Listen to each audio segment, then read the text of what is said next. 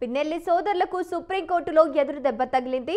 పల్నాడు జంట హత్య కేసులో వారి మధ్యంతర బెయిల్ను సర్వోన్నత న్యాయస్థానం రద్దు చేసింది. పిన్నెల్లి సోదరులు దాఖలు చేసిన 2 పిటిషన్లు కొట్టివేసింది. వారిని ముందస్తు బెయిల్కు అర్హత లేదని జస్టిస్ సందీప్ మెహతా తెలిపారు. గతంలో ఇచ్చిన మధ్యంతర ఉత్తర్వులను ఎత్తివేశారు.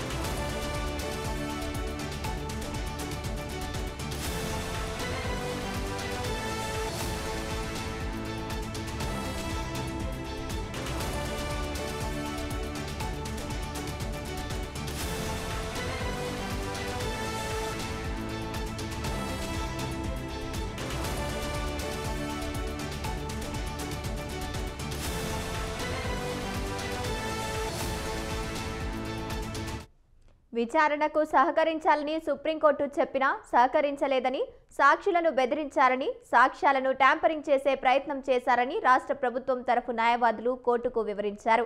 వాదనలు విన్న ధర్మాసనం వారిని వెంటనే అరెస్టు చేసేందుకు ఎలాంటి అనుమతులు అవసరం లేదని వ్యాఖ్యానించింది. లొంగిపోవటానికి 2 వారాల సమయం ఇవ్వాలని పిన్నెల్లి తరఫు న్యాయవాదులు కోర్టుకు విజ్ఞప్తి చేశారు.